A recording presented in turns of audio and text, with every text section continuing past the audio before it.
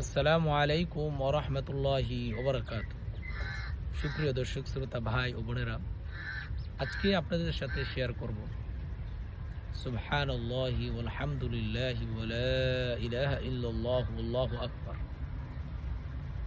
কেউ যদি কাউকে, তার বন্ধু বা আত্মীয়-স্বজন, পরিচিত অপরিচিত কাউকে কালিমা শেখায়, সুবহানাল্লাহি ওয়াল হামদুলিল্লাহ ওয়া লা ইলাহা ইল্লাল্লাহু আল্লাহু আকবার, সে ব্যক্তি যতবার এই কালিমা পড়বে তার জন্য জান্নাতে একটি গাছ রোপণ করা হবে।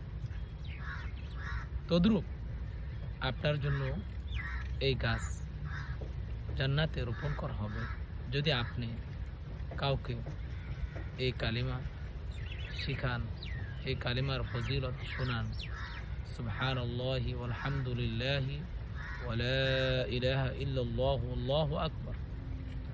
অথচ চিন্তা করে দেখুন, আপনি ঘুমিয়ে আছেন অথবা আপনি খানা পেনায়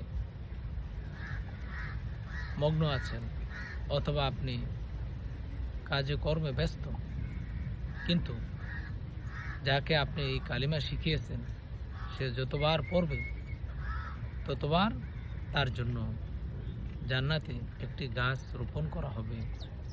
তদ্রূপ আপনার জন্য জান্নাতে গাছ রোপণ করা হবে, কারণ আপনি তাকে এই কালিমার দাওয়াত দিয়েছেন, এই কালিমা শিখিয়েছেন, এই কালিমার ফজিলত শুনিয়েছেন।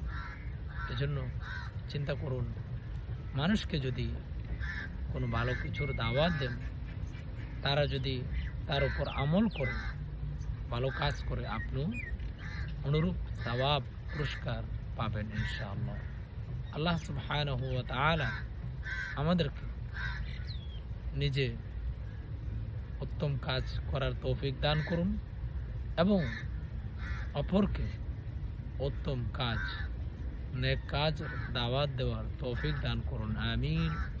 আসসালামু আলাইকুম ওয়া রাহমাতুল্লাহি ওয়া বারাকাতুহু।